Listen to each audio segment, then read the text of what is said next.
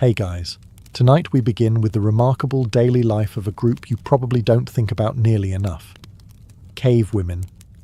While the men were off chasing mammoths, arguing over whose spear was bigger, and trying not to fall into ravines, the cave women were doing literally everything else.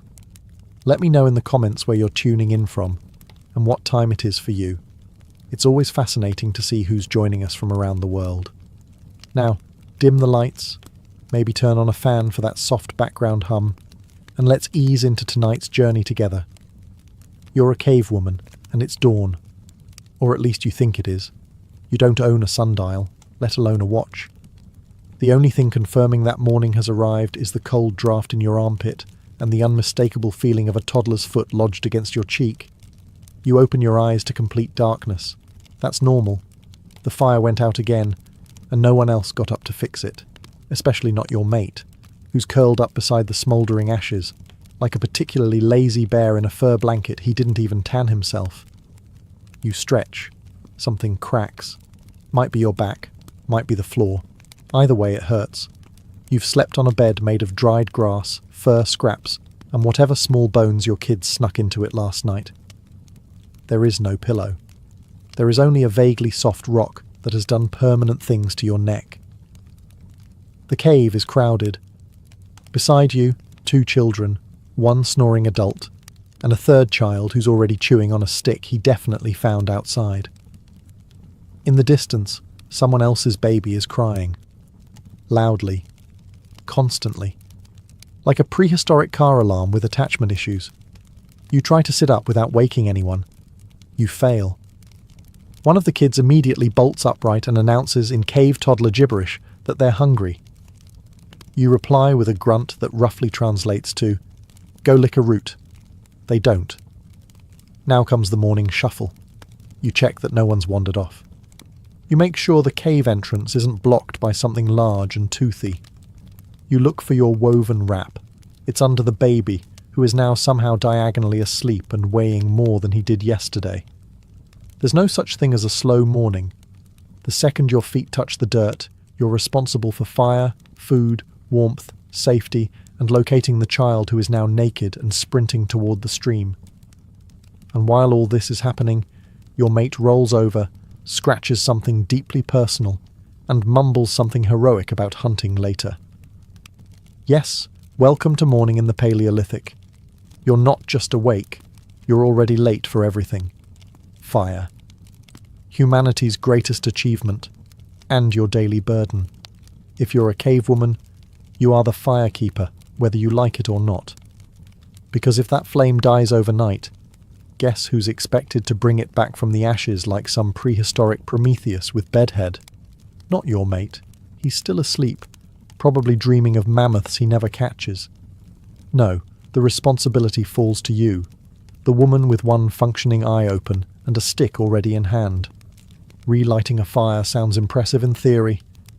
In reality, it's a lot of squatting, grunting, and whispering threats at damp wood. There's no flint, no matches, no lighters, just friction, dried grass, and a level of focus that only comes from knowing your family will riot if breakfast is cold. You crouch by the pit, a modest circle of scorched stones and charred regrets, and start rubbing sticks together like it's a magic trick. Sparks. Rare. Smoke. Constant. Your hands are blistered, your knees ache, and one child keeps asking why it's taking so long as if you haven't already created fire 263 days in a row. Eventually, you get a wisp of smoke. You lean in. You blow gently. Someone sneezes directly behind you, almost ruining the moment. But you hold steady. Finally, a flame. Small. Precious. And immediately endangered by a gust of wind, and your mate shifting his weight like a boulder in a fur cape. Once the fire's going, the real work begins. You stack fuel, arrange stones for cooking, and try not to burn yourself on the same log for the 3rd day in a row. Meanwhile, your children gather around like moths, holding sticks and absolutely plotting chaos. Fire isn't just for warmth. It's for boiling water, cooking food, keeping animals at bay, and making your damp cave feel slightly less like a dungeon. And you maintain it all day, feeding it like a pet with anger issues. If it rains, you cry. If someone kicks dirt into the fire pit, you consider violence. And if the hunters come back empty-handed, guess what? You still need fire, for soup, out of twigs. Because in your world, if fire dies, everything dies. So you guard it like your life depends on it, because it does. There's no such thing as a relaxing breakfast in the Paleolithic era. There's no menu, no coffee, and definitely no one asking, how do you want your eggs? Mostly because there are no eggs. Because the last time someone tried grabbing one, it hatched into something with claws. You're a cave woman, and the children are already whining about food. You offer them a handful of crushed nuts, and they look at you like you just served disappointment on a rock. One of them asks if there's meat. You don't laugh. There might be meat, if the firewood fairy and the miracle hunt fairy show up together. So you do what you always do, forage. You grab a woven basket made of grass, sling a baby over one hip, and walk out into the wild. You're hunting, but for roots, not prey. Anything vaguely edible is on the menu. Wild onions, dandelion greens, berries that probably won't kill anyone, and the occasional grub if you're feeling bold. The thing about foraging is that nature does not label its snacks. Some berries are nutritious. Some are just poison in a juicy costume. You've learned this the hard way, as has Cousin Thog, who once hallucinated for 14 hours after eating the spicy red ones. Eventually, you find enough to work with. Bitter tubers, mushrooms you think are fine, and a half-rotten fruit that might still be breakfast material if you cut the weird part off. You march back to the cave like a champion of culinary compromise. Preparation is basic. Smash roots with a rock. Throw things in a bowl. Stir with a stick. Your kitchen utensils are also your hunting tools, and your pantry is just a shady spot behind the cave where ants haven't taken over yet. You heat your finds over the fire, add herbs, and hope it smells more edible than it looks. Everyone eats with their fingers, and if someone finds a bug, you say it's protein. And just when you think you're done, someone drops the bark bowl in the dirt and asks for seconds. You sigh. There are no leftovers, just hunger, and another trip to the grocery store, also known as that thorny patch down by the creek. Welcome to breakfast. Hope you like it gritty. Let's get one thing straight. Prehistoric children were chaos with feet. As a cave woman, you're not just a mother. You're a full-time bodyguard, field medic, therapist, sanitation department, and snack dispenser. The tribe doesn't have babysitters, daycare, or even basic furniture. You've got dirt, a few furs, and the deeply unsettling sound of silence, which usually means one of your kids is attempting something deeply regrettable. And you're not raising just one or two children. Birth spacing wasn't exactly planned. Babies showed up when they showed up. Some didn't make it, sadly. Those who did were either clinging to your side or sprinting toward the nearest cliff with the boundless energy of someone who's never heard the word consequences. Your youngest is still breastfeeding. Your middle child is trying to put a lizard in her mouth. The oldest has vanished, which means he's probably throwing rocks at bees again. You scan the horizon. No sign of him. Just a faint screaming sound in the distance. Classic. Meanwhile, you're trying to grind a root into mush using a flat rock and your last ounce of patience. One arm is cradling a squirming toddler, and your back is bent into a permanent L shape from years of multitasking while crouched. Toys. Try this stick and that rock. Entertainment. You. You are the entertainment.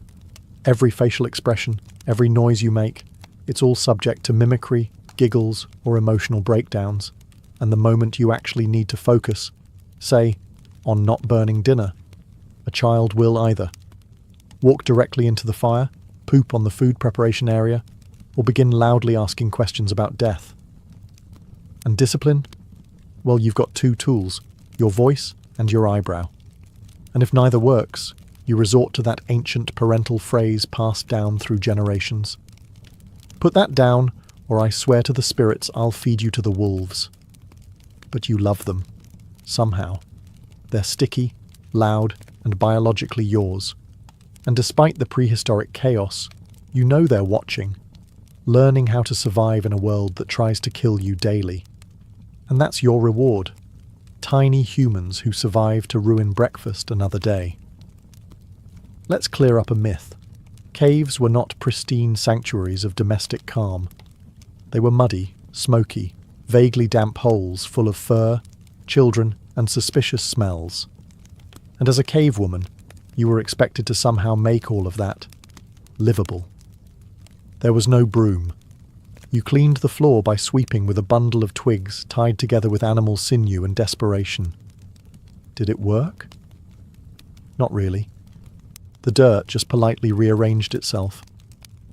The cave was a place where yesterday's ashes became tomorrow's dust, and anything dropped on the floor was either permanently lost or eaten by something you didn't domesticate on purpose. Laundry. Oh yes, cave women did laundry. And by laundry, we mean hauling crusty, blood-stained hides to a freezing stream, smacking them on rocks, while hoping you didn't get ambushed by a wild boar mid-rinse. There was no soap, just sand, muscle power, and quiet internal screaming. And what about waste? That's a fun one. Prehistoric plumbing was called go somewhere else, far enough away from camp so you didn't smell it, but close enough that the toddlers didn't get eaten on the walk.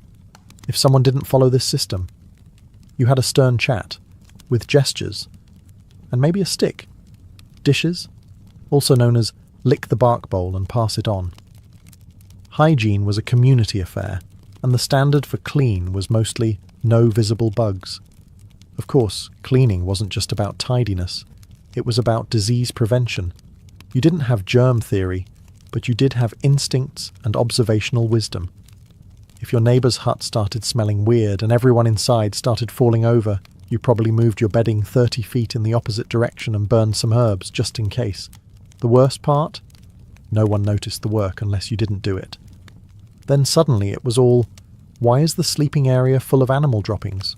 Or, the water tastes like squirrel again. No thanks. You'd rather deal with fire duty. Still, you kept scrubbing, sweeping, and swatting flies with the intensity of someone who understood that cleanliness wasn't next to godliness. It was next to not dying from a parasite. Dinner in the Stone Age wasn't a pleasant decision between pasta or stew. It was a frantic exercise in, what can I cook before it spoils, escapes, or poisons someone? And when you're a cave woman, the answer to that question is often something vaguely edible, if I hit it hard enough. You don't have pots, you don't have pans, you have fire, a flat rock, and the optimistic hope that this time the food won't fall into the coals again. Most of your meals involve roasting, charring, or holding something dangerously close to flame until it stops twitching. Cooking techniques were basic. Place meat on stick, wave near fire, pray it doesn't taste like yesterday's regret. You begin by sorting what little you have. Maybe a bit of meat from the last successful hunt, assuming it hasn't been completely claimed by flies, cousins, or dogs that technically aren't yours but never leave. If there's no meat, you turn to foraged options. Tubers, roots, mushrooms, you're only 70% sure won't kill anyone. Spice? A luxury. Flavour? Optional. Texture? Always somewhere between crunchy and chewy in all the wrong ways. While preparing the food, you're constantly interrupted.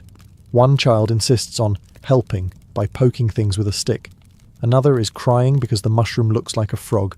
Your mate sits by the fire, thoughtfully sharpening a spear and offering helpful advice like, don't burn it this time.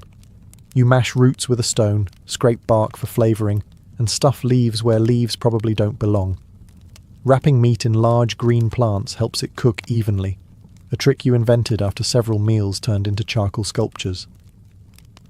Occasionally, you'll try boiling something in a pouch made from animal stomach, which makes the whole cave smell like soggy ambition. Presentation is non-existent. Food is served on bark slabs, handed out in pieces, or dropped straight onto outstretched hands. Everyone gathers around the fire like vultures who've been fasting all week. If they eat in silence, you call it a win. If someone gags, you ignore it. If they ask for seconds, you laugh and say, go catch something. Because in your world, cooking isn't a craft. It's survival. And if it's warm and chewable, You're a hero. After a long morning of foraging, child wrangling, and narrowly avoiding injury by fire, you'd think a cave woman might finally get a moment to herself. You'd be wrong. That's when the real survival skill kicks in. Tribal socializing, a complex dance of cooperation, conversation, and unspoken, but very real judgment. You gather with the other women of the group, not so much for leisure as for mutual sanity preservation. Everyone sits in a loose circle, grinding seeds, sorting edible plants, untangling fur, and pretending not to notice whose child is currently eating mud. These moments are equal parts therapy and strategy session. No one writes anything down, but somehow everyone remembers everything. Socializing is necessary. These are the women who help you deliver babies, bury relatives, and drag you away from wolves when you trip over a log. But let's not kid ourselves. There's also a healthy dose of competition. Someone always has a better fire-starting method. Someone's man allegedly brought back a boar all by himself. And someone else's toddler has already learned not to lick beetles, which suddenly makes you feel like you're raising a walking liability. You trade things, shells for berries, herbs for hide scraps, while subtly eyeballing the quality of other people's handiwork. That woven grass basket, too tight. That hide cloak, a little patchy. You say nothing, but you remember. Next time you'll bring your best basket. The conversation flows from weather to births to food shortages to whose mate snores like a dying bear. You nod, you smile, you grunt in agreement.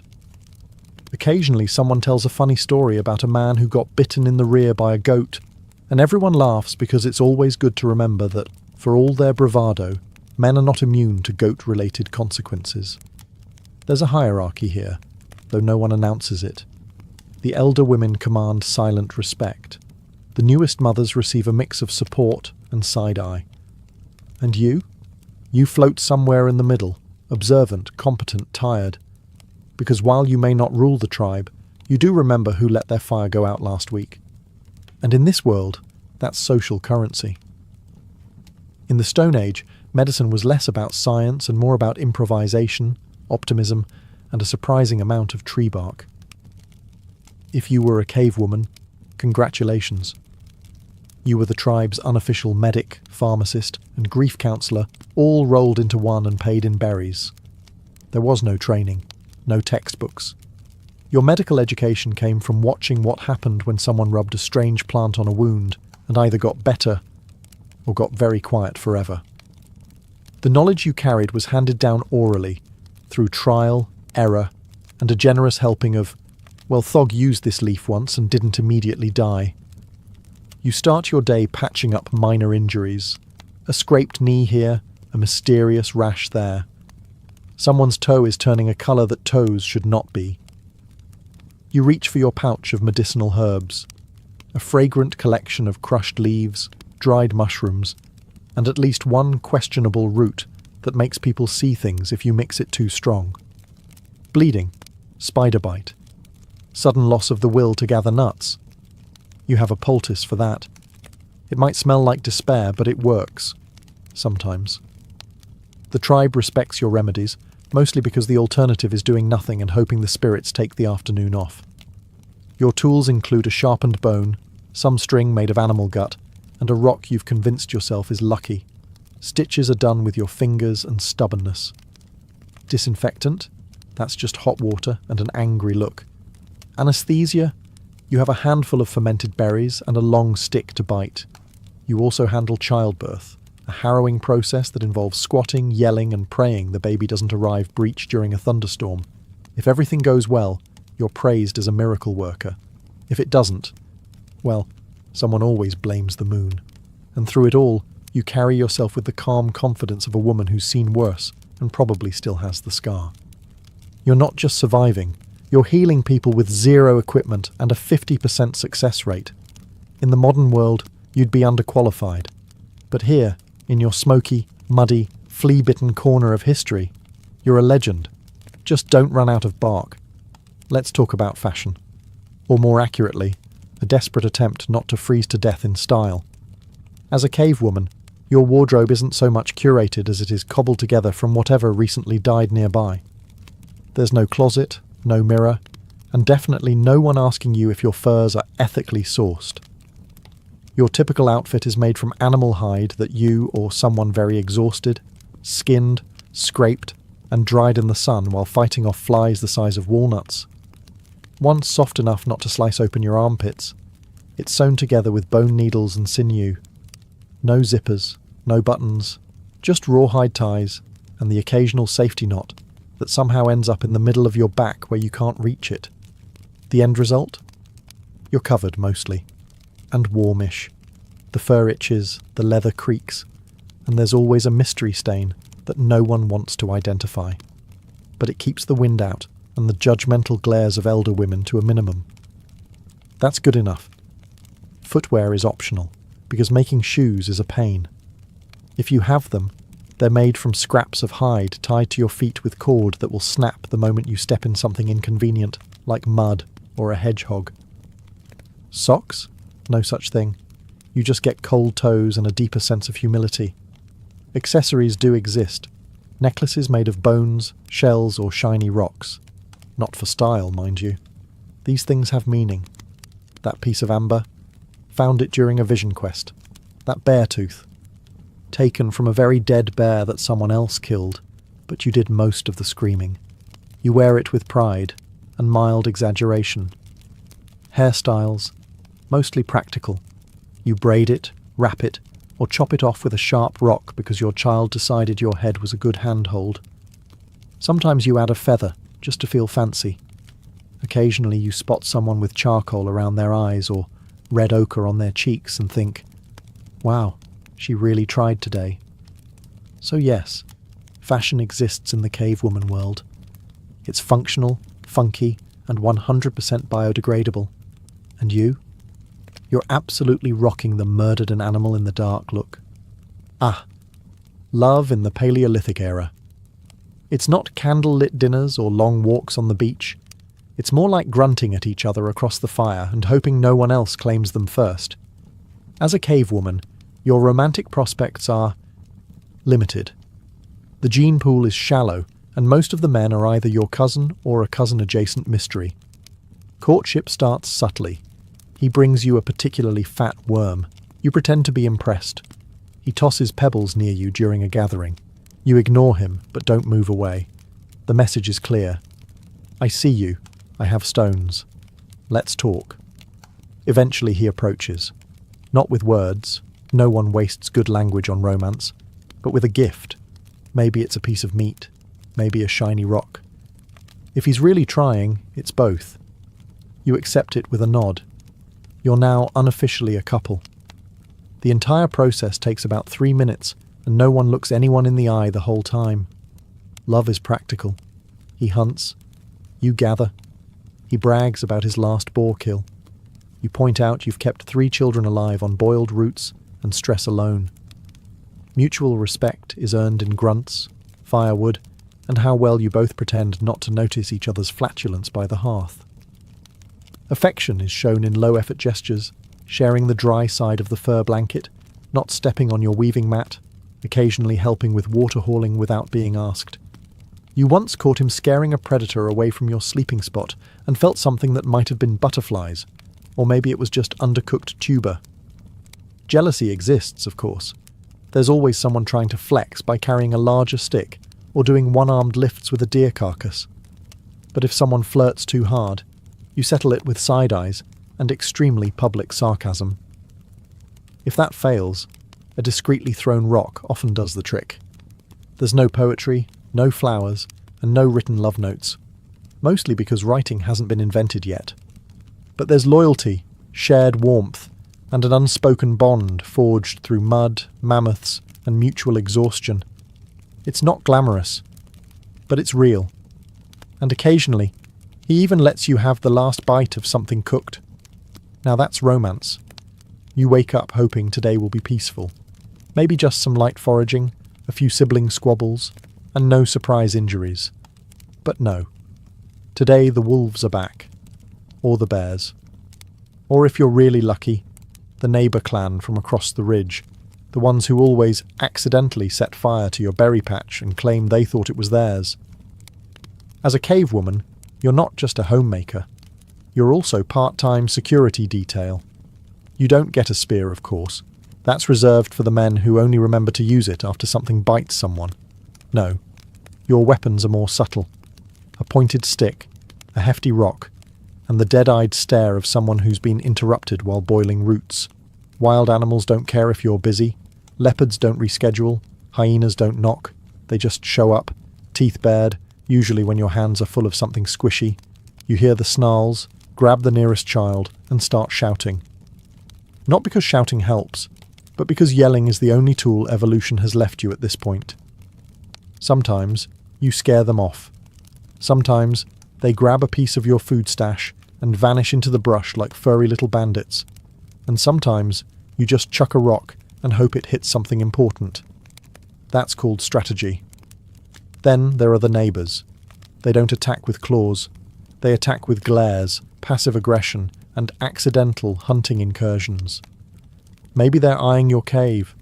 Maybe they want your water source. Maybe someone in your group mated with someone in theirs and now everything's weird. Whatever the reason, tensions simmer like slightly spoiled mammoth stew. When things get serious, you all gather, not for diplomacy, but for group yelling. It's a lot of chest thumping, gesturing, and comparing whose animal skins are less moth-eaten.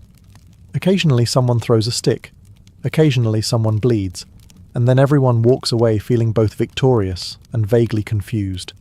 Because the line between wild animal and neighbour is sometimes very thin, and through it all you hold your ground, covered in mud, clutching a baby and a club, thinking, if one more thing tries to steal my dried berries today, I will lose what's left of my sanity.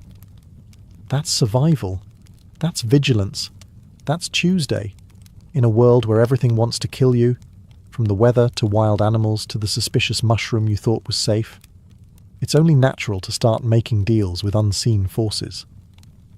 Welcome to Paleolithic religion, a complex belief system built entirely from hope, fear, and interpretive mud smears. As a cave woman, you're spiritual by necessity. When you don't know why your cousin suddenly fell over and never got back up, or why the sun keeps disappearing every night, you need answers. Lacking telescopes and germ theory, you reach the only logical conclusion. Someone, or something, is pulling the strings. You and the other women gather around the fire, burning herbs that smell like scorched moss and old feet. You chant, hum, or grunt rhythmically, depending on how ambitious you're feeling. No one's entirely sure if the spirits are listening, but the smoke makes your eyes water, and that's close enough to divine presence. Then there are the rituals. Someone's giving birth? Time to smear some red ochre on the floor and whisper at a deer skull. Big hunt coming up? Better dance around the fire naked while pretending not to step on hot embers. One of the children has a fever. Rub some crushed leaves on their forehead and pray to the nearest rock formation that looks vaguely like a bird.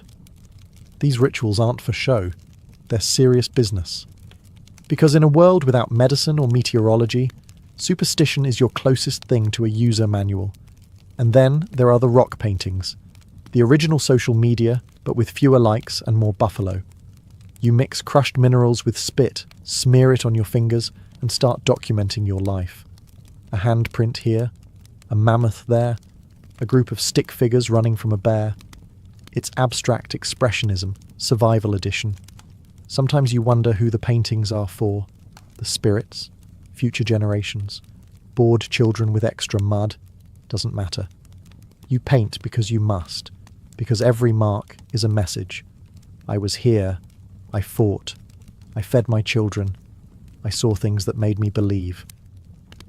It may not be theology in the formal sense, but in your world of shadows and firelight, it's sacred enough. You don't get used to it, but you do get practiced. In the Paleolithic world, death isn't rare, it's regular. It arrives in all forms: fever, fall, fang, or simply not waking up. And when it comes, it doesn't ask permission or wait for a convenient time. It shows up in the middle of a cold night or mid-foraging trip, or while someone is trying to start a fire with damp moss and misplaced confidence. As a cave woman, you feel it first in your chest, that familiar knot that tightens when a cry turns into silence. The tribe moves slowly, instinctively, gathering around the body not with hysteria, but with the resigned hush of people who've been here before. There is no priest, no funeral home, no memorial slideshow. Just hands, stone tools, and the knowledge passed down from your grandmothers, how to prepare the body, how to honour the life, how to let go without falling apart. You clean them, you wrap them. Sometimes you decorate them, a shell necklace, a red ochre smear on the forehead, a flower if one can be found. Not because it changes anything, but because it matters. It marks the difference between a corpse and a person who was loved. Burial depends on terrain. If you're lucky, soft soil. If not, a rock cairn. In cold months, there's fire.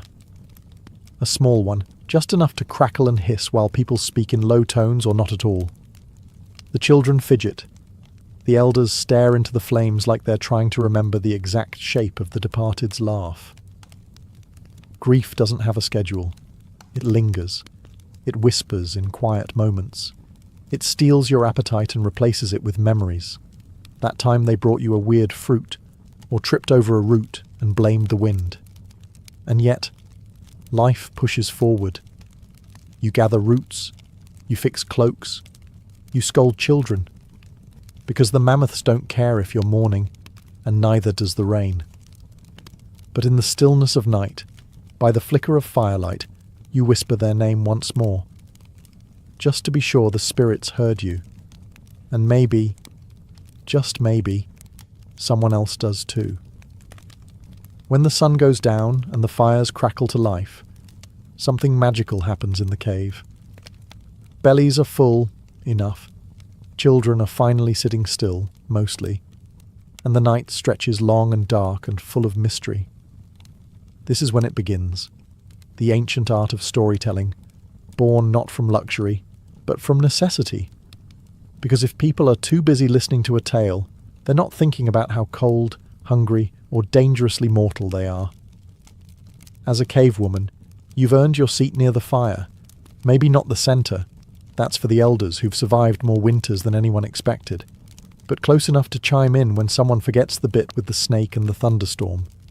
Your voice joins the hum of generations, stitching together half-truths, actual events, and just enough exaggeration to keep the kids awake.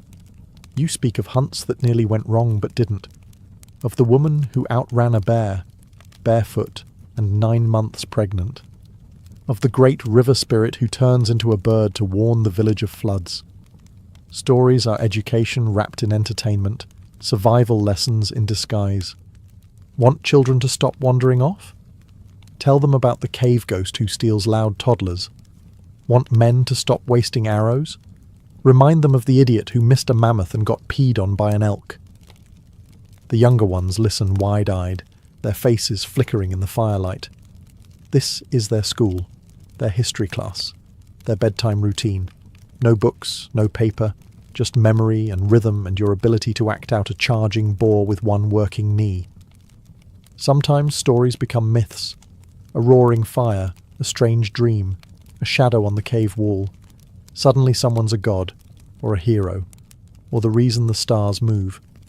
And before long, those tales are passed down as truth, carved into bone, painted in ochre, whispered from mother to child.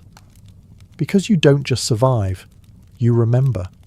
You turn hardship into legend, and names into echoes that outlast teeth, time, and the cold stone walls of your home. Legacy, in the end, isn't made of tools or furs. It's made of stories told in the dark. Ask the average person to picture a cave woman, and they'll probably summon some cartoonish image, unibrowed, club-wielding, wearing a leopard bikini and screaming in grunts. A side character in history, decorative, primitive, not especially bright, maybe dragging a child around while her mate invents the wheel and claims credit for fire. But here's the truth. They've got it exactly backwards. Cave women weren't helpless. They weren't sidekicks. They were the backbone of the tribe. The medics, the foragers, the shelter builders, the child rearers, and the memory keepers. They fought toothaches with bark, hunger with creativity, and winter with nothing but a hide, some hope, and a flint that barely sparked. They didn't write textbooks. They were the textbooks. Everything their children knew came through their hands, their stories, their warnings whispered beside fires. They weren't just surviving. They were organising chaos, quietly, constantly. While some guy tried, and failed, to spear a rabbit for 3 hours, cave women were making dinner out of roots and mushrooms and possibly that bird he stepped over 3 times. And beauty? Don't even start. Forget airbrushing. These were women who wore the sun on their skin, who braided their hair with bones and shells, who tattooed themselves with soot and berries and meaning. Their jewellery wasn't from a store. It was from the riverbed they walked barefoot every day, carrying a child on one hip and firewood on the other. They've been misunderstood because they didn't leave behind monuments or armies, but they left behind everything else. Tools worn soft from constant use, fingerprints in cave paint, burial sites where loved ones were laid to rest with care and ceremony. Their legacy isn't flashy, it's foundational.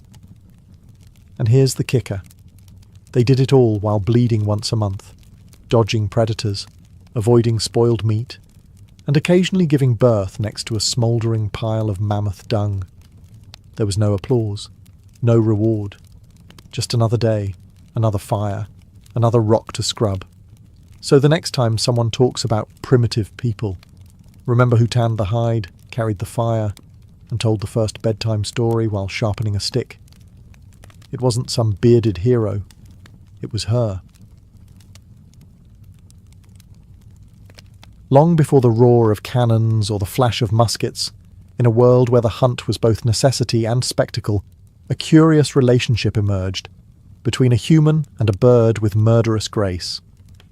Falconry, the art of training birds of prey to hunt wild game, was more than just a sport in the Middle Ages. It was a ritual of patience, an emblem of status, and a direct link to nature's raw predatory power. The origins of falconry trace back thousands of years, possibly as early as 2000 BCE in Mesopotamia or Mongolia, but by the medieval era, it had firmly taken root in European aristocracy. Imported through contact with the Islamic world, especially during the Crusades, falconry arrived with an air of exotic refinement. European nobles saw it as more than a pastime. It became a mark of distinction. If you had a hawk on your wrist, you weren't just wealthy, you were cultured. This was not something the average peasant could dabble in. Birds were expensive, training was painstaking, and the very concept of owning a falcon meant you had the leisure time to commit to its care. Laws even reflected this divide. In some kingdoms, a serf caught with a falcon could face brutal punishment. The birds themselves were matched to social rank. Emperors flew eagles and gyr-falcons. Knights might manage a saker falcon. Priests were limited to sparrowhawks. Yes, even your bird had a social class. Yet the allure went beyond power and hierarchy. There was a strange intimacy to falconry. Training a falcon required daily interaction, deep trust, and subtle communication. These were not pets, they were apex predators, who, at any moment, could choose freedom. The falconer lived in constant negotiation, walking the line between dominance and partnership. By the 12th century, manuals on falconry were being written in Latin, French, and Arabic. Treatises discussed diet, temperament, and the philosophical art of the hunt. It wasn't just about killing a rabbit. It was about aesthetics, precision, and the thrill of watching nature weaponized and leashed. Barely. Falconry was, in short, the ultimate medieval flex. It told the world that you didn't just command people, you commanded the skies. Not all birds of prey were created equal, and medieval falconers knew it. Each species came with its own temperament, skill set, and social baggage. Choosing the right bird wasn't just a matter of taste, it was a declaration of rank, wealth, and personality. At the top of the avian aristocracy sat the gyr-falcon, massive, regal, and notoriously difficult to acquire. Native to the Arctic, and rare even there, these birds were gifts fit for emperors. In fact, during the 12th century, the King of Norway sent gerfalcons to the Holy Roman Emperor as diplomatic offerings. Owning one of these creatures was like having a medieval Ferrari. If the Ferrari could fly, murder rabbits, and occasionally bite your finger off. Next came the peregrine falcon, swift and elegant and favoured by knights. A peregrine in full stoop could reach speeds of over 200 km/h. These were the sports cars of the sky, built for high-speed aerial assaults. Their reliability and effectiveness made them popular across classes, at least among those who could afford them. Saka falcons were also highly prized, especially in Eastern Europe and among crusaders who had seen their use in the Islamic world. Sakas were larger than peregrines but required more finesse to train, rewarding skilled falconers with dramatic mid-air hunts. Then there were hawks, particularly the goshawk and the sparrowhawk. Goshawks were favoured by landowners and barons. They flew through forests like missiles, snatching hares and pheasants with terrifying force. Sparrowhawks, on the other hand, were smaller, temperamental, and often relegated to clerics or women, not because they were less noble, but because of a long-standing belief that certain birds suited certain genders. As you can guess, this was based more on medieval vibes than science. Training any of these birds was not for the impatient. Falcons weren't born obedient. They had to be maned, a term referring to the slow, methodical process of getting a bird used to humans. You'd start by keeping the bird in darkness, gently feeding and handling it until it accepted your presence. Then came jesses, leg straps, hoods, perches, and endless repetition. But once that bond formed, once the bird flew from your glove, struck a rabbit mid-leap, and returned with blood on its beak, it was no longer just an animal. It was a living weapon, and it answered to you. Behind every successful bird was a sleep-deprived, often scratched-up human, the falconer. These men, and occasionally women, lived lives of intense discipline, patience, and often a little blood loss. Training a bird of prey wasn't just a skill, it was a lifestyle. Falconry required early mornings, constant vigilance, and an almost monastic devotion to the bird. This wasn't something you could casually pick up between sword practice and a tavern brawl. Once a falcon was in your care, it demanded your time, attention, and yes, even your affection. These birds needed to be fed, weighed daily, trained, cleaned, and sometimes even sung to. If that sounds a bit too tender, remember, a poorly bonded falcon could fly away the moment it was unhooded, and that's your year of training gone with a single flap of wings. Medieval falconers often lived on noble estates or within royal households. A skilled falconer was considered a valuable asset, sometimes even earning land or permanent positions within the court. Kings kept master falconers, professionals responsible not just for bird care, but for organising hunts, training assistants, and maintaining the prestige of the entire falconry operation. Because let's be clear, falconry was as much about showing off as it was about hunting. The falconer's toolkit was its own little armoury of medieval oddities. Leather gloves were essential, lest the bird's talons turn your wrist into ground beef. The hood, used to keep the bird calm when not flying, had to be custom-made for each bird's head. The jesses, thin leather straps tied to the bird's legs, helped control it during handling. Then there was the lure. A piece of meat or feathered bait, swung through the air to simulate prey, used to recall the bird mid-flight. Yes, falconry had its own props, and they had to be maintained with obsessive precision. And let's not forget the weighing. Daily weight checks were crucial. A bird that was too heavy wouldn't be motivated to hunt, too light, and it might be too weak to fly. Falconers had to keep their birds in a delicate zone of hunger, just enough to keep them deadly, but not desperate. In a world obsessed with hierarchy and control, falconry gave medieval nobles a unique thrill, commanding the wild, one dive-bombing feathered missile at a time. In the Middle Ages, everything had a social rank, even birds. Falconry was not merely about hunting, It was about displaying your place in the great cosmic pyramid of medieval life. Who you were determined what kind of bird you could fly, and heaven help you if you tried to punch above your station. Medieval society had an unspoken, and sometimes very much spoken, hierarchy of falconry. This wasn't just cultural, it was enshrined in sumptuary laws in places like England. These rules dictated which birds were appropriate for which social classes, ensuring that everyone stayed in their lane, even while out in the field chasing pheasants. The emperor might fly a gerfalcon, the most prized and majestic of all the hunting birds, white as snow, massive and fearsome. Kings were allotted the peregrine falcon or the gentle but noble merlin. Barons and knights might train psyker falcons or goshawks. Ladies of high birth were often given merlins, small swift birds suited for catching larks. Even clerics and monks got their own hawks, usually of the more manageable sparrowhawk variety. And peasants? Peasants weren't supposed to have falcons at all. If one was found in possession of a noble bird, it wasn't just a breach of etiquette. It could be treated as theft, or worse, poaching on aristocratic privilege. That falcon on your wrist could get you fined, imprisoned, or even mutilated, depending on the local lord's mood. But the falcon wasn't just a symbol of social class. It was a living accessory, like a luxury watch that screams, "I don't work for a living." Walking through the castle grounds with a bird perched calmly on your gloved hand told everyone you had the time, money, and education to maintain something as high maintenance as a hawk. It was aristocratic peacocking, literally. Even literature of the time reinforced this symbolism. Knights wooed ladies with falcon metaphors.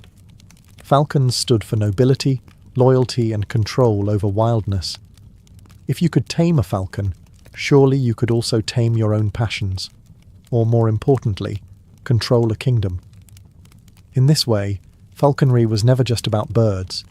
It was about reinforcing the world order, with wings, claws, and an unspoken message. I'm important enough to train death on a leash.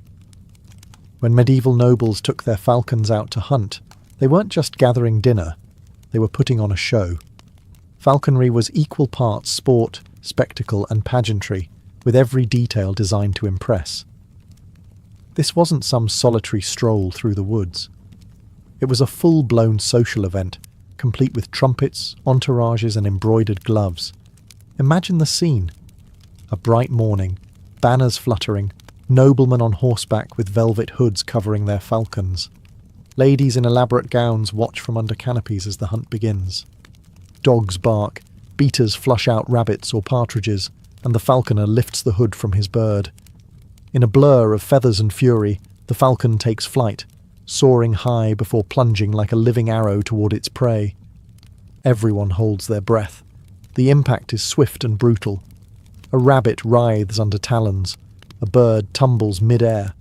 The falcon returns, sometimes to the lure, sometimes to the falconer's glove, often to a small feast of warm meat. Applause may follow. Compliments are exchanged. Wine is poured. But make no mistake, this wasn't just entertainment. The hunt was a political statement. Hosting a falconry expedition showed off your wealth, your land, and your connections. Guests might include other nobles, foreign dignitaries, or the odd bishop with a taste for spectacle. To impress them, the birds had to be well trained, the hunt well orchestrated, and the kills clean.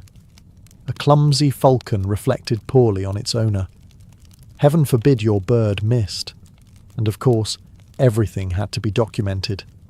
Tapestries were woven showing falcons mid-strike. Poems were written praising the falcon's dive and the nobleman's mastery. Even medieval bestiaries sometimes mythologized falcons as symbols of divine justice, striking from above, pure and swift. There was also strategy. Hunts weren't random. Falconers knew the terrain, the wind, and the timing. Some birds were trained to hunt in forests, others in open fields. There were coordinated attacks, hawks flushing birds into the sky for falcons to chase down. It was precision warfare, only feathery. At the end of the day, it didn't really matter how much meat was brought back. What mattered was who saw you, how your bird performed, and how gracefully you could command death from the air. Falconry was medieval Instagram, except the likes were real, and sometimes covered in feathers and blood. In a world where most sports were reserved for men swinging swords or jousting at full gallop, falconry was a curious exception. Noble women, queens, countesses, abbesses, were not only permitted to participate, but sometimes excelled in the art. In fact, a lady with a merlin on her wrist was practically a medieval fashion statement. Falconry offered a rare intersection of elegance, intelligence, and practicality that appealed to aristocratic women. It didn't require brute strength or battlefield scars. It demanded patience, observation, and a deep emotional connection with a wild animal. Skills that were quietly respected even in a male-dominated society. The birds themselves were often chosen to match the falconer. Merlins, small and nimble falcons, were the traditional choice for noble women. They were fast, beautiful, and ideal for hunting smaller game like larks or quail. Don't let the dainty size fool you. Merlins packed a punch. A well-trained merlin could outfly and outmaneuver larger birds, making them a favourite among courtly ladies and even royal consorts. Perhaps the most famous falcon-loving lady was Eleanor of Aquitaine, Queen of both France and England. Known for her intelligence, political prowess, and general refusal to be sidelined, Eleanor reportedly kept and flew her own birds. Her granddaughter, Blanche of Castile, was also said to be an avid falconer. These weren't idle hobbies. These were power moves. Even literature and art reflected this association.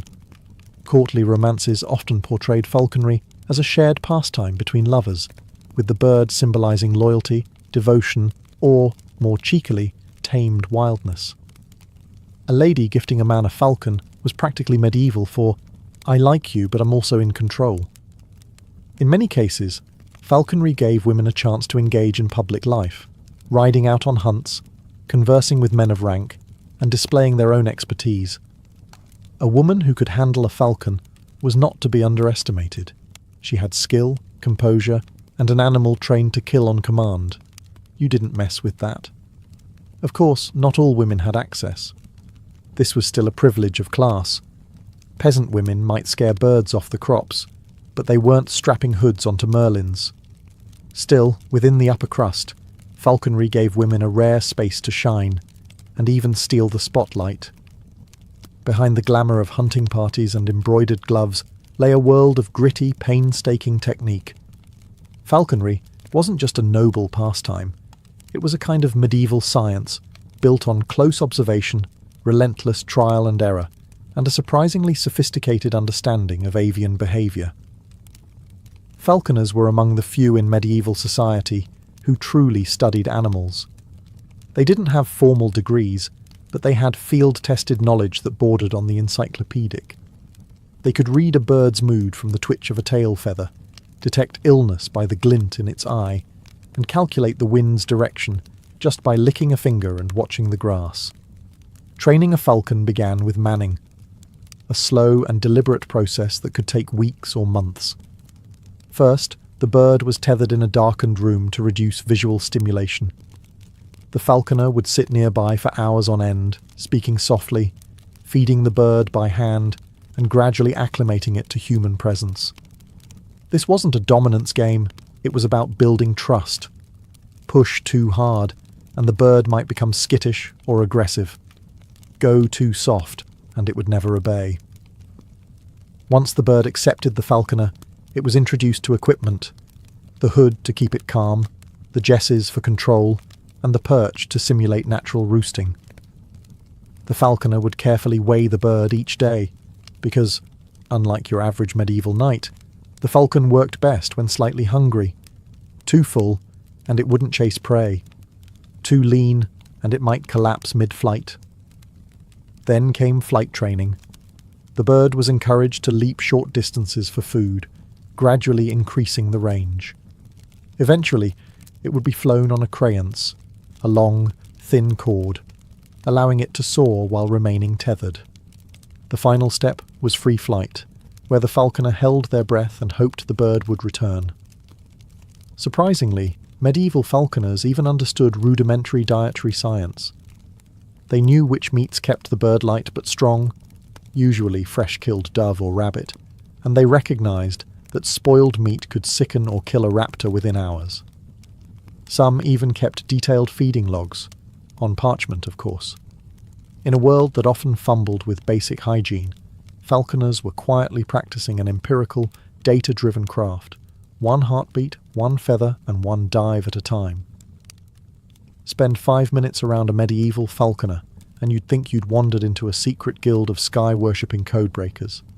Falconry didn't just have tools and technique, it had its own language, and it was gloriously complicated. This wasn't some casual jargon. Falconry terms were as structured and precise as a monk's Latin. If you misused a word, you outed yourself as a clueless amateur, and possibly risked embarrassing your noble host in front of the court. And that, in medieval society, was one step below committing treason. Let's start with the basics. A young falcon was an ayaz. A trained one was mewed. If a bird was molting, it was said to be enseamed. When it defecated, which it did, often and explosively, it was called muting. A hungry, ready-to-hunt falcon was sharp-set, and if it refused to return from flight, that's a yarrock bird gone at hack. Translation: you probably weren't getting it back. Then there was the equipment. The jess was the leather strap on the bird's legs. The bewit secured bells, yes, bells, to its ankles so you could track it through the sky.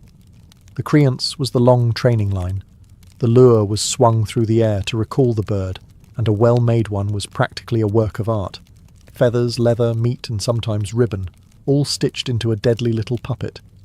And we haven't even touched on social greetings. There was an entire vocabulary just for referring to who could fly what. For example, if someone told you, "A yeoman should fly a goshawk," that wasn't idle advice. That was a social boundary dressed up as a bird recommendation. This dense lexicon wasn't just about being precise. It was a status flex. The more fluent you were in falcon speak, the more you proved your breeding, education, and worth. It was the Latin of the elite outdoorsman, a secret handshake in spoken form. Even today, many of these phrases have slipped into modern English without most people noticing. Fed up, for example. That came from falcons too full to fly. Hoodwinked? That's what happened when you slipped a hood over a bird's eyes. Like all things medieval and noble, falconry eventually began to fade, not with a dramatic crash, but with a slow, dignified descent. The rise of gunpowder weapons and firearms in the late Middle Ages changed hunting forever. You no longer needed a year to train a falcon to catch a hare when a musket could drop it in seconds. The falcon, once the apex predator of the noble hunt, was suddenly inefficient. Falconry didn't disappear overnight. It lingered, clinging to courts and ceremonial traditions. Some kings and queens continued to keep birds purely for show. Others tried to preserve it as a high art, the way you might keep an antique lute or a suit of armour. But the truth was simple. Time and technology moved on, and falcons could not compete with lead bullets and double-barreled convenience. The social shift didn't help either. As the medieval order gave way to the early modern world, the rigid class structures that upheld falconry began to erode. The once sacred rules of who could fly, what bird grew blurry. With urbanization and industrialization creeping across Europe, there just weren't as many deer-filled forests and hawk-friendly moors to strut through. Yet falconry refused to die. Instead, it transformed. In the East, particularly in the Middle East and parts of Central Asia, it remained deeply rooted in tradition, surviving as a cultural and even spiritual practice. In the West, falconry was reborn in the 19th and 20th centuries as a sport of conservationists and enthusiasts. What was once a medieval show of dominance became a gesture of respect for nature and heritage. Today, falconry is practiced around the world, and in 2010, UNESCO even recognized it as an intangible cultural heritage of humanity. It may no longer determine your social rank or impress a duchess, but it still demands the same patience, knowledge, and reverence that medieval falconers mastered centuries ago. The falcon on the glove no longer signals political power, but it still stares down the wind with primal elegance, and the bond between falconer and bird, forged through hours of silent trust, still echoes a truth the Middle Ages knew well, that nature, when respected, can be both companion and conqueror. In the year 1137, under the crescent moons of the Abbasid Caliphate, a boy named Yusuf ibn Ayyub was born in the fortress town of Tikrit, nestled along the Tigris River. His birth went unnoticed by history's great chroniclers. There were no prophecies, no omens in the stars, just another child born into a Kurdish military family, under the roof of a father who served as a local governor. And yet, this boy would grow to become Saladin, the most revered Muslim general of the Middle Ages. A man whose name would strike both awe and admiration, not just in the Islamic world, but in the courts of his Christian enemies. From the beginning, Saladin's world was one of instability and ambition. The Islamic world was divided. The Abbasid Caliphate in Baghdad had long since lost its grip on real power. The Fatimids in Egypt clung to their waning Shia rule, and the Levant was a checkerboard of emirates and city-states barely holding their own. All the while, Christian crusader kingdoms, propped up by European knights and papal funding, grew bolder by the day, slicing into Muslim lands with alarming confidence. Saladin's early years were shaped not by scholarly training or divine visions, but by military pragmatism. His uncle, Shirkuh, a seasoned general in the service of the Zengid ruler Nur ad-Din, took young Saladin under his wing. It wasn't love or favoritism. It was necessity. The region was on fire, and everyone with a sword was needed. And so Yusuf learned, not just the sword, but politics, religion, and warcraft. He was quiet, observant, almost scholarly in nature. Few would have predicted this soft-spoken youth would command armies. But Saladin had something rarer than charisma: strategic patience. He watched, waited, absorbed, and when the time came, he moved with precision. It was an era that forged giants, and though Saladin did not yet carry the title Sultan, nor had he raised a banner of his own, the pieces were falling into place. His journey from forgotten noble-born to commander of the faithful had already begun. He had been born in the shadows of collapsing empires, but he would rise to unify them under one crescent, one sword, and one enduring legacy. By the mid-12th century, Egypt was a fractured land ruled by the fading Fatimid Caliphate, a Shia dynasty barely holding off chaos. Power vacuums make for easy conquest, and both Christian crusaders and Muslim warlords had their eyes on Cairo. Into this storm rode Shirkuh, Saladin's uncle, on the orders of Nur ad-Din, the Sunni ruler of Aleppo and Damascus. Saladin came as Shirkuh's assistant, a loyal nephew, not yet a leader. But Egypt would prove to be his crucible. The Fatimid court was a snake pit of intrigue, bribery, and betrayal. Viziers schemed, crusader envoys lurked, and the caliph himself was more figurehead than ruler. Shirkuh played the game ruthlessly, battling both external armies and internal plots. Saladin, ever the quiet observer, watched his uncle cut through Cairo's political webs with a sword in one hand and gold in the other. In 1169, Shirkuh died suddenly, some say from overindulgence, others from poison. And just like that, the most powerful army in Egypt had no commander. The Fatimid Caliph, perhaps out of desperation or political convenience, named Saladin the new vizier. It should have been a death sentence. Saladin was young, foreign, and Sunni in a Shia court, where enemies outnumbered allies. But this was where the world got its first glimpse of Saladin the statesman. Instead of purging his rivals with fire and sword, he moved with careful grace. He kept the Fatimid Caliph as a figurehead, retained popular officials, and slowly, methodically, built loyalty among Egypt's fractured elites. But he was also transforming Egypt from the inside out. He funded Sunni madrasas, replaced key military officers, and realigned Egypt with Nur ad-Din's Sunni cause. And when the Fatimid Caliph al-Adid died in 1171, Saladin didn't declare himself sultan. He simply had the Friday prayers recited in the name of the Abbasid Caliph, signaling to the Islamic world Egypt had returned to Sunni orthodoxy. It was bold. It was bloodless. It was genius. By the time Nur ad-Din died in 1174, Saladin wasn't just vizier. He was the de facto ruler of Egypt, with its wealth, its army, and its strategic position in the Muslim world. The general had found his battlefield. The diplomat had found his throne. With Egypt firmly in his grasp, Saladin now turned his gaze eastward, to Syria, to Damascus, and to the legacy of his former overlord, Nur ad-Din. When Nur ad-Din died in 1174, his territories fractured. His heir was a child, and ambitious emirs circled like vultures. Syria, the cradle of Saladin's early career, was suddenly vulnerable and ripe for reunification. But Saladin wasn't yet a sultan. He had Egypt, yes, but his claim to Syria wasn't automatic.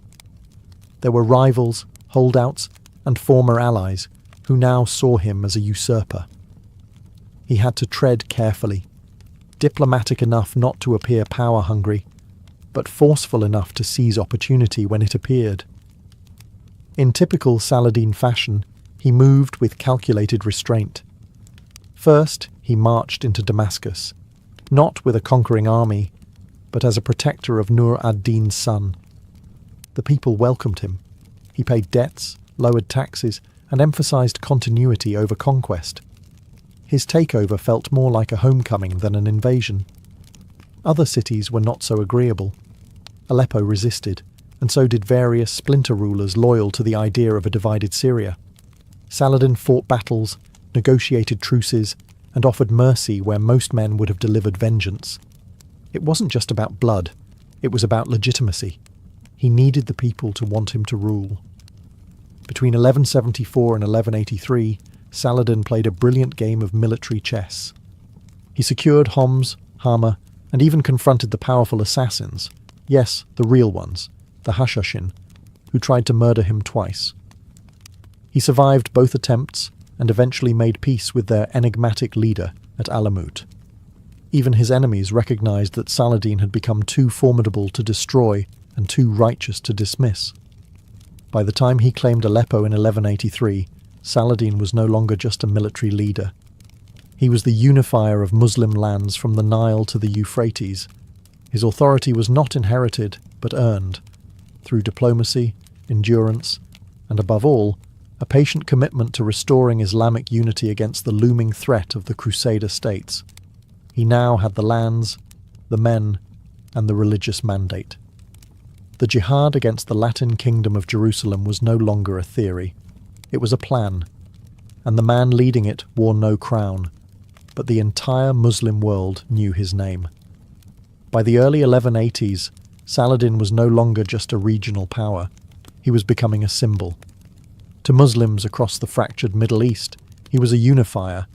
To his enemies in the Crusader states, he was becoming something more dangerous than a brute with an army. He was a strategist with a mission. His authority now stretched across Egypt, Syria, and northern Mesopotamia. He held the political capital, the religious legitimacy, and the military might to launch a war that many believed had been coming since the fall of Jerusalem in 1099. But Saladin didn't strike immediately. He wasn't reckless. He waited, building alliances, securing supply lines, and ensuring that when the time came, his campaign would be more than just a series of raids. It would be a holy war with clear objectives, not chaos disguised as jihad. His restraint, however, was not shared by everyone. The Latin kingdom of Jerusalem, under the hot-headed rule of Reynald of Châtillon, continually provoked Saladin's forces. Reynald attacked Muslim caravans, broke truces, and even threatened a march on Mecca itself, a red line few Muslim leaders could ignore. Saladin responded not with rage, but with intent. In 1187, he assembled the largest army he had ever commanded. He rallied troops from across the Islamic world: Turks, Kurds, Arabs, Berbers, even volunteers from as far as Persia. This was not just a war, it was a religious cause, and Saladin made sure his men knew it. He was also careful to frame the conflict in moral terms. His war was not against all Christians, only those who desecrated truces, violated treaties, and disrespected Islam's sacred places. Even in his declarations of jihad, he maintained a tone of dignity. This wasn't vengeance, it was justice. By now, both sides knew what was coming. Skirmishes increased. Crusader outposts fell one by one, and on the horizon loomed the city that had become the heart of the Christian presence in the Holy Land, Jerusalem. But first, Saladin would meet his enemies in open battle. He wasn't a reckless warlord. He was a lion with a long memory, and the patience of a chess master who had finally lined up his pieces. The time for waiting was over. It was the summer of 1187. The Crusader kingdom of Jerusalem had grown arrogant, fractured, and poorly led. Their king, Guy of Lusignan, was indecisive, and Reynald of Châtillon, the provocateur of countless broken truces, was still stirring conflict with raids on Muslim caravans. When Reynald attacked a rich trading convoy bound for Damascus, violating a fragile truce, Saladin had had enough. He sent a message to Reynald. "I swear by the name of God, I will kill you with my own hands." And he meant it. What followed was not a raid, it was a full-scale campaign. Saladin mobilized an army of more than 30,000 men, and in July 1187 lured the Crusader forces away from the safety of their fortresses. The bait was the city of Tiberias, strategically located near the Sea of Galilee and home to Count Raymond's wife. The Crusaders marched to relieve it, despite lacking water and under the punishing Levantine sun. It was exactly what Saladin wanted. He had chosen the battlefield carefully. The Horns of Hattin, 2 rocky hills with dry grasslands and no access to fresh water. His forces surrounded the Crusaders, cut off their supply lines, and set fire to the fields. Trapped in the heat, choking on smoke, and dehydrated beyond endurance, the Christian army began to fall apart. Saladin's men struck hard and without mercy. Archers rained down arrows. Cavalry charges broke the Crusader lines. By the end of the day, the once proud army of Jerusalem was annihilated. Thousands were taken prisoner, including King Guy himself. And Reynald? Saladin honoured his vow. He personally executed him, but spared the king, out of courtesy, not weakness. He treated many captured knights with dignity, even freeing some for ransom. It was brutality balanced with statesmanship, the Saladin signature. The true cross, the sacred relic of the Crusader armies, was captured and paraded through Damascus like a trophy of divine justice. The Muslim world rejoiced. The Christians of Europe reeled in shock. It was a defeat not just of arms, but of morale and myth. The Battle of Hattin didn't just break the Crusader army, it opened the gates of Jerusalem. After the crushing victory at Hattin, Saladin moved swiftly. Castle after castle fell to his advancing forces. Acre, Nablus, Jaffa, Beirut, Ascalon, all surrendered or were taken by storm. The once mighty Crusader kingdom of Jerusalem was crumbling. Only one great city remained, Jerusalem. For Muslims, Jerusalem was not just another strategic prize. It was the third holiest city in Islam. Lost nearly a century earlier during the First Crusade, its fall in 1099 had been marked by massacres so brutal that blood was said to run knee-deep in the streets. Saladin's objective was clear. He would retake the city, but he would not repeat the horrors of its past conquest. In September 1187, Saladin's forces surrounded Jerusalem. Inside, the defenders were led by Balian of Ibelin, one of the last competent Frankish lords. Knowing he stood no chance militarily, Balian negotiated.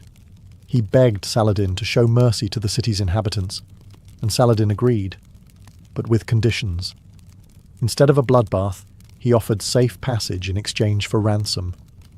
Christians would pay to leave, and those who could not would be freed through donations by Saladin and his commanders. Many were ransomed, others were released outright. There was no pillaging, no desecration of churches. Even the Church of the Holy Sepulchre was respected and protected.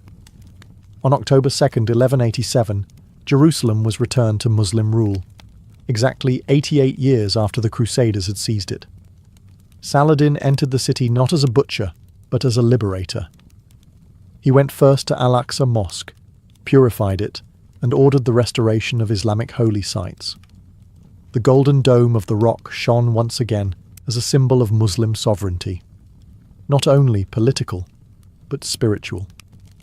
News of Jerusalem's fall sent shockwaves through Europe. The Pope reportedly died of a heart attack upon hearing the news. Crusader kingdoms were in panic. Yet even in their writings, many Christian chroniclers praised Saladin's mercy, comparing it favourably to their own ancestors' actions a century prior. In a single campaign, Saladin had achieved what no Muslim leader had done since the Crusades began. He recaptured Jerusalem with brilliance and restraint, and he elevated his name not only in Islamic history, but in the hearts of even his enemies. The fall of Jerusalem in 1187 shattered the Christian world like a thunderclap. In Europe, kings were not just outraged, they were humiliated. This wasn't the loss of a distant outpost. This was the Holy City, the very heart of Christian pilgrimage, now in the hands of a Muslim ruler. Pope Gregory VIII wasted no time. He issued the papal bull Audita Tremendi, calling for a new crusade. And this time, it wouldn't be led by minor lords or pious volunteers. Kings were coming. The response was massive. Richard the Lionheart of England, Philip II of France, and Frederick Barbarossa of the Holy Roman Empire all took up the cross. It would become known as the Third Crusade, a campaign of vengeance, prestige, and redemption. And at its centre was Saladin, the man who had to face the full might of European Christendom. Saladin prepared for war. He reinforced coastal fortresses, secured key trade routes, and stocked his armies with fresh supplies.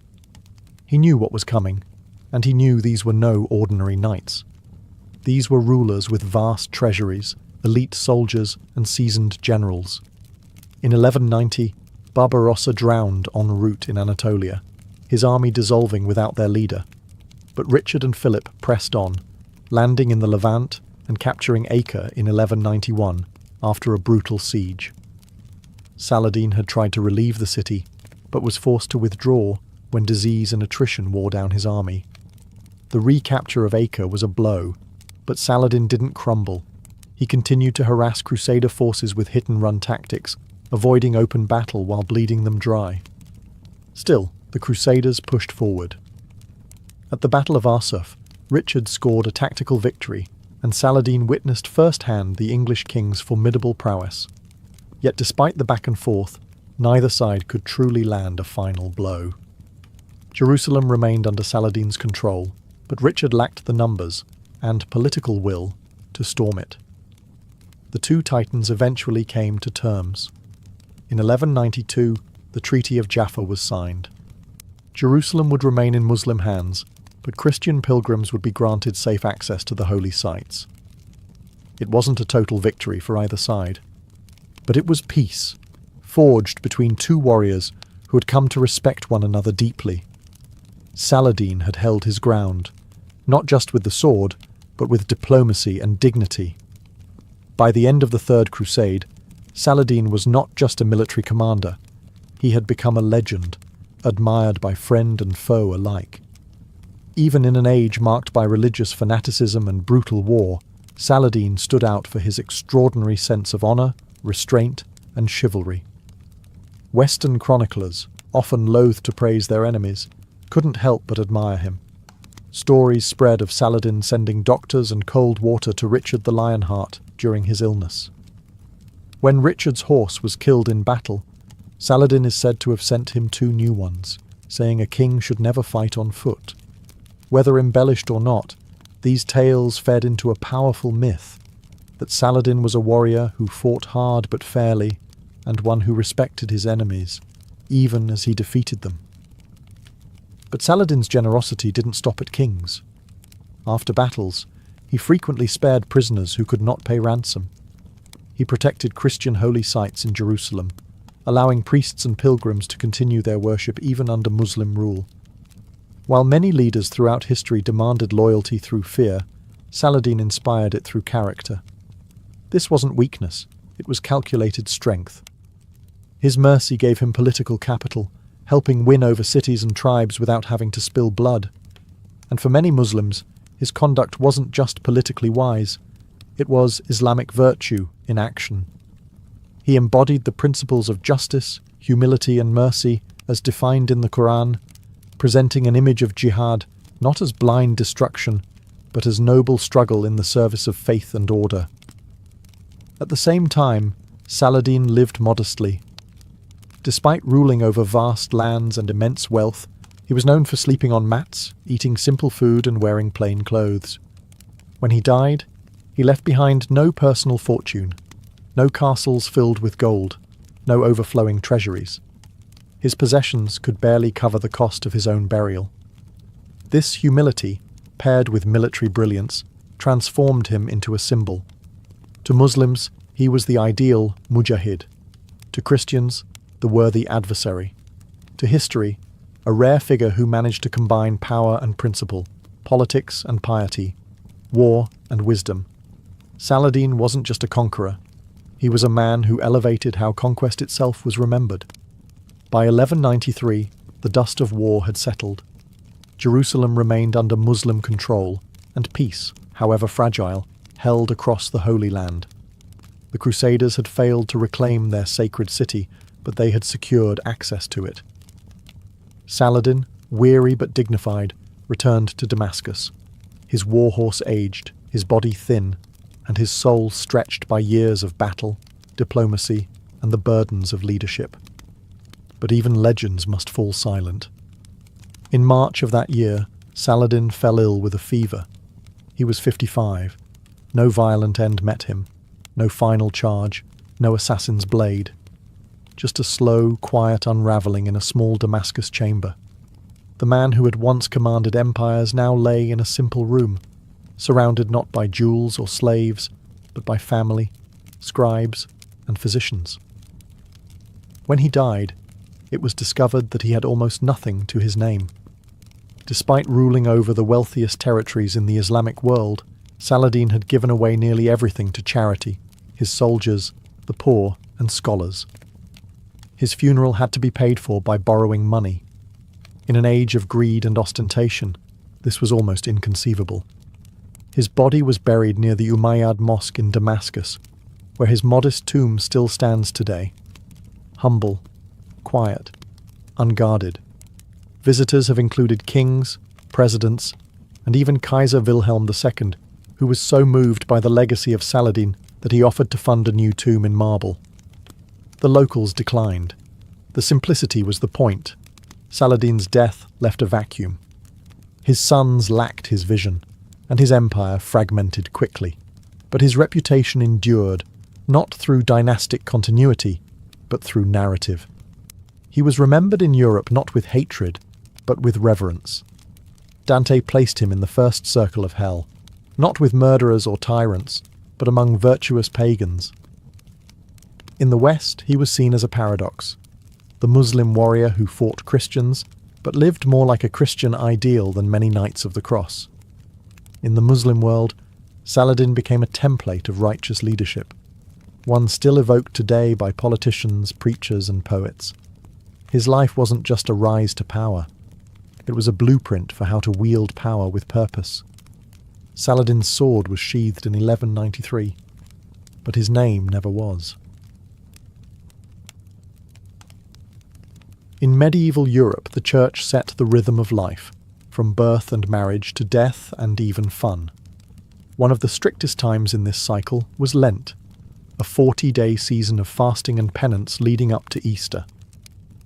For medieval Christians, Lent meant giving up rich foods like meat, dairy and eggs, and embracing austerity, prayer, and self-denial. But before this grim season of sacrifice began, something extraordinary happened. A wild, noisy, and often downright absurd festival called Carnival. Carnival was the last hurrah, a final blast of indulgence before weeks of sacrifice. It was a sanctioned chaos, where normal rules were flipped upside down. People ate, drank, and danced with reckless abandon, stuffing themselves with foods that Lent would forbid. Meats, cheese, butter, and eggs were consumed in obscene quantities. No ingredient was safe from the feast. But it wasn't just about food. Carnival was a time when social order was temporarily suspended. Peasants mocked their lords, fools paraded as kings, and masked revelers paraded through the streets in costumes that blurred the lines between human and animal, saint and sinner. The usual hierarchy melted away in a haze of wine, music, and laughter. This festival was about more than fun. It was a ritual cleansing of society's sins, a symbolic reversal designed to remind everyone that the world was imperfect and the established order fragile. By allowing a brief period of role reversal and license, medieval communities believed they could expel evil and corruption before re-entering the sober, pious season of Lent. Carnival was also deeply theatrical. Processions featured grotesque masks, caricatures of clergy and nobility, and performances that mocked religious and political authorities. People engaged in pranks, street theatre, and even ritualized fighting, sometimes spilling real blood. The church tolerated, even encouraged this madness, seeing it as a necessary purge before the spiritual renewal Lent promised. So before the fasting, before the penitence, before the cold, grey days of Lent, medieval towns and villages exploded in colour, noise, and chaos. It was a momentary rebellion against restraint, a celebration of human folly and sin, a final taste of earthly pleasures before the soul's harsh diet began. Carnival's roots reach far deeper than the medieval church's calendar. Its origins lie tangled in centuries-old traditions, pagan festivals, and the human urge to celebrate before winter's end. Long before Christianity spread across Europe, ancient peoples marked the changing seasons with wild rites, feasts to honor fertility, to chase away evil spirits, and to welcome the rebirth of the sun. When Christianity arrived, it didn't erase these festivals, but instead absorbed and transformed them. The church cleverly timed Carnival to occur just before Lent, turning a pagan feast of excess into a Christian ritual. The name itself, Carnival, likely comes from the Latin carnvale, meaning farewell to meat. It was a clear signal that the good times were ending, and a strict, meatless season was about to begin. Throughout medieval Europe, Carnival took on local flavours and customs. In Italy, Venice's famous masked balls created an atmosphere of mystery and disguise that became legendary. In Germany and Switzerland, elaborate parades and colourful costumes celebrated the departure of winter spirits. In France, masked dances and wild men costumes mocked authority and social norms. Despite regional differences, one theme remained constant: the suspension of social order. The peasant could impersonate a noble, fools ruled the streets, the poor mocked the rich without fear of punishment. The church's sanction of this role reversal might seem surprising, but it served a social purpose. It acted as a pressure valve for society, releasing tensions that might otherwise explode in rebellion or unrest. Carnival also had a darker side. In many places, the festivities included bawdy humour, crude jokes, and even sanctioned violence. Masks hid identities, allowing people to say and do things that would be forbidden the rest of the year. Sexual innuendo, drinking to excess, and public disorder were not only tolerated, but expected. By the Middle Ages, Carnival was firmly established as a pre-Lenten ritual with deep popular appeal. It was a time when people from all walks of life came together, rich and poor, noble and peasant, to eat, drink, and act out fantasies before the long, penitential season of Lent began. One of the most striking features of medieval Carnival was the mystery and madness of masks and costumes. For weeks, people prepared elaborate disguises, transforming themselves into animals, devils, saints, and figures from folk tales. These masks were not mere decoration, they were tools of transformation. allowing wearers to shed their everyday identities and step into a world of chaos and freedom. Masks gave the wearer anonymity, a kind of magical invisibility that broke down social barriers. A peasant could become a lord, a wife could mock her husband, and even the clergy could be parodied without fear of retribution.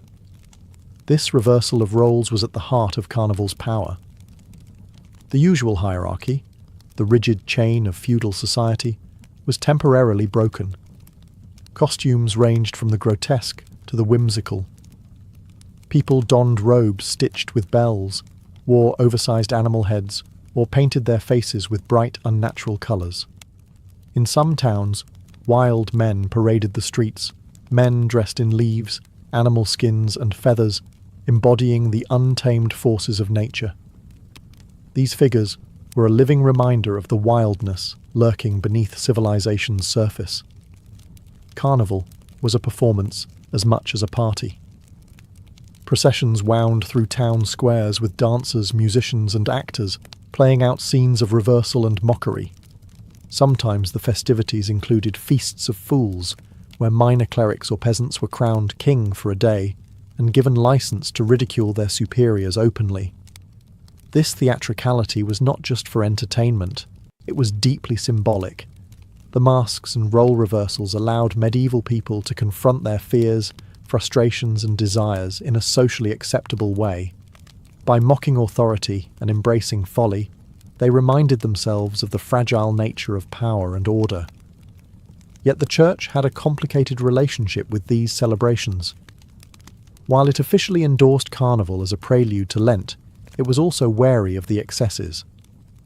Some clergy condemned the obscenities and chaos, warning that such license might lead souls astray. But the truth was clear. Carnival was a necessary release, a cultural pressure valve that kept society from exploding under its own weight. In the wild masks and raucous laughter, medieval Europe found a momentary escape, a space where the world's rules could be bent, if only until Ash Wednesday dawned.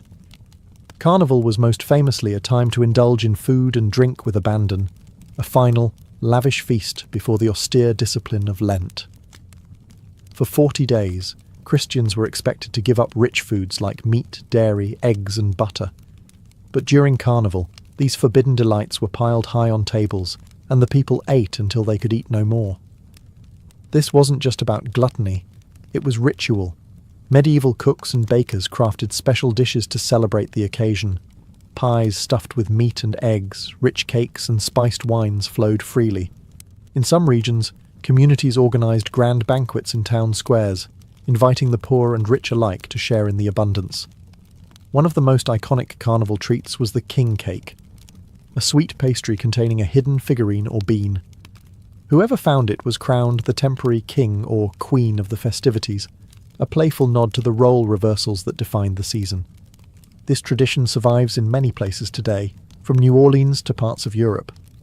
Alcohol played a starring role. Medieval wines, ales, and meads were often infused with herbs and spices to disguise rough flavours and add punch. Revellers drank deeply, dancing and singing through the nights. Taverns and alehouses overflowed, and local authorities struggled, sometimes successfully, sometimes not, to contain the resulting disorder. The food and drink weren't just for pleasure. They were a way of preparing the body and spirit for Lent. By indulging in the forbidden before fasting, medieval Christians believed they could cleanse themselves of sin and weakness. The over-the-top eating and drinking symbolized casting off earthly cares to focus on spiritual renewal. However, the excesses often spiraled out of control. Chroniclers of the time wrote with a mix of amusement and horror about drunken brawls, public indecency, and outright riots. Nobles sometimes joined the chaos, disguising themselves to mingle with commoners, blurring social lines even further. Despite the wildness, Carnival's feasting was a communal act, a shared experience that bonded communities together. It was a reminder that even in a world dominated by faith and discipline, human desire for pleasure and connection was powerful and undeniable. As plates emptied and mugs drained, the revellers knew the party would soon end, and the serious business of fasting and penitence would begin. It might seem strange that the medieval church both condemned and celebrated carnival with equal passion. On one hand, the festival was a wild and raucous affair, filled with drinking, lewd jokes, and open mockery of authority, including the clergy themselves. On the other, carnival was an essential part of the Christian calendar, marking the final opportunity for worldly indulgence before the solemn season of Lent. The church's attitude was complex and pragmatic. It understood that carnival served a vital social function. By allowing a controlled release of tension and sin, it helped prevent more dangerous unrest or rebellion throughout the year. The festival acted as a kind of safety valve, where people could let off steam under the watchful eyes of the church. Clergy often took part in carnival, albeit with some reservations. In many towns, minor clerics were made kings of fools, crowned and given license to behave absurdly for a day. These role reversals symbolized humility before God, acknowledging that no one, not even the church hierarchy, was immune to folly and sin. Yet there were limits. Church authorities tried to regulate carnival, issuing edicts against excessive violence, blasphemy, and sexual immorality. They feared that the festivities might corrupt souls rather than prepare them for Lent. Some bishops condemned masked dances and bawdy plays as temptations to evil. Despite these warnings, the popular spirit was hard to contain. The church often found itself walking a fine line between control and indulgence, sometimes sanctioning the festivities, other times condemning them, but rarely able to fully suppress them. Theologically, carnival was framed as a time of penance by proxy. The sins committed in the festival were meant to be temporary and forgiven, purged by the Lenten fast. It was an acknowledgement that humans were flawed and prone to excess, but that God's mercy and repentance could restore balance. In essence, carnival embodied the paradox of medieval Christianity, a religion demanding strict discipline, yet rooted in forgiveness and humanity's imperfection. The Church's uneasy embrace of carnival revealed a recognition that spiritual renewal sometimes requires a little chaos first. Among the most infamous carnival traditions in medieval Europe was the Feast of Fools, a day when the usual social order was turned completely upside down and the world seemed turned inside out. This feast wasn't just about food and drink, it was a full-blown festival of mockery, satire, and role reversal. During the Feast of Fools, the lowliest members of the church, clerks, choir boys, and minor officials, were elevated to mock positions of power. They might be crowned bishop or pope for the day, presiding over parodies of religious ceremonies. These fools would deliver ridiculous sermons, sing bawdy songs, and act out absurd plays that poked fun at the very institutions they served. The message was clear: no one was beyond satire, and humility was a virtue, even for the powerful. But this wasn't just clerical mischief. The Feast of Fools was a way for the entire community to engage in social satire. Peasants dressed as nobles, townsfolk mocked their rulers, and elaborate costumes lampooned everything from the clergy to the monarchy. In a time when speaking truth to power could be deadly, carnival offered a brief window when criticism was not only tolerated, but encouraged. This celebration of inversion had deep psychological and social functions. It allowed people to express frustration with their daily hardships and rigid social hierarchies. For a day, the disenfranchised could laugh at the powerful, and the powerful could see themselves reflected in humorous exaggeration. It was a release valve that maintained social cohesion by acknowledging inequality without allowing it to explode into rebellion. However, the Feast of Fools was controversial. Church authorities often viewed it with suspicion or outright hostility, condemning the irreverence and disorder it encouraged. In some places, the festival was banned or curtailed, especially as the Renaissance and Reformation brought new religious sensibilities. Yet its spirit lived on in other carnival customs and later European festivals. The Feast of Fools reminds us that medieval society was not as rigid or humorless as often portrayed.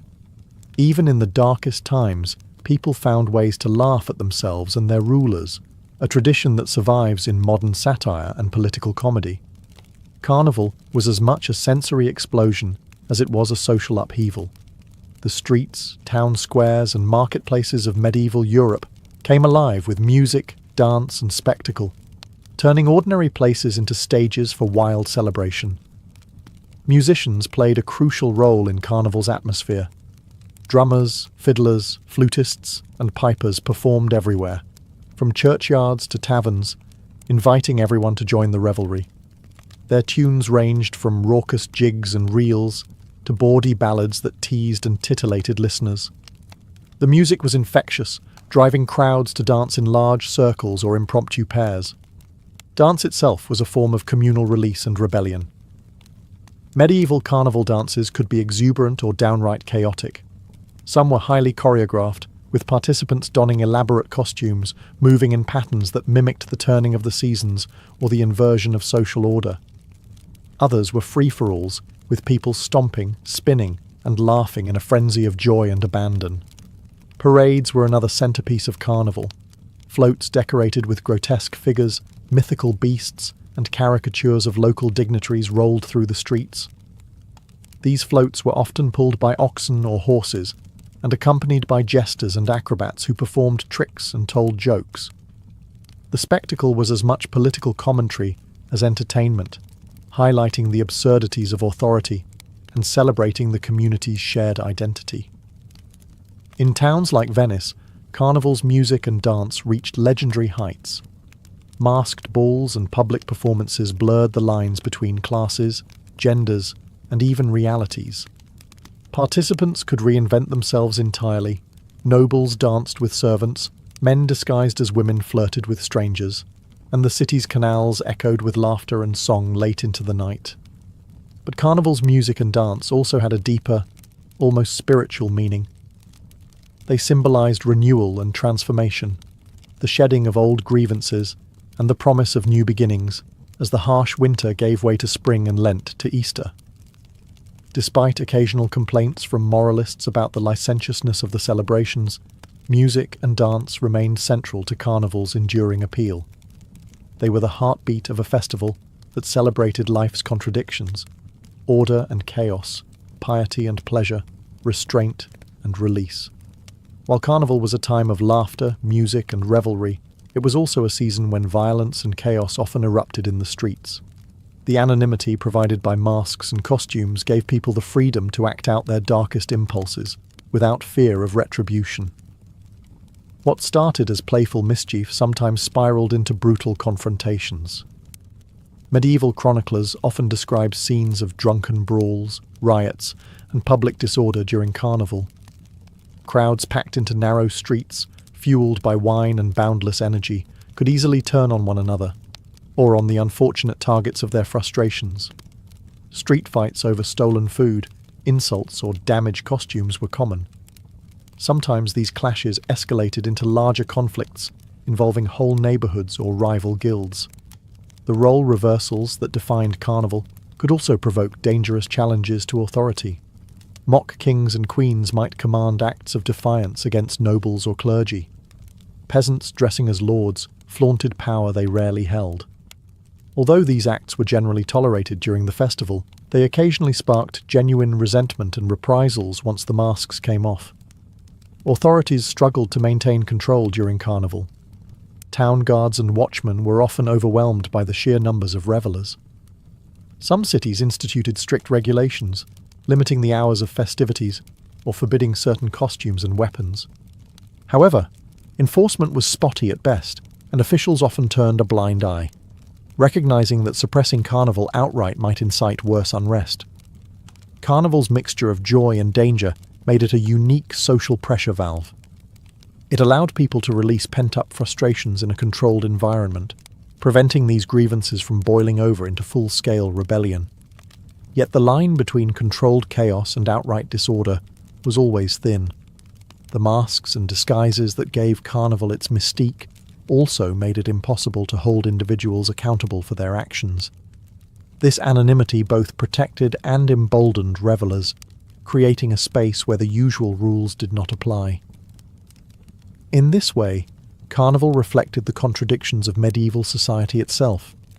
a world of strict hierarchies and rigid norms, yet one that recognized the need for occasional upheaval and release. The chaos behind the masks was not just indulgence. It was a vital part of how communities survived and reset themselves year after year. As the Middle Ages gave way to the Renaissance and modern era, the wild spirit of carnival began to change.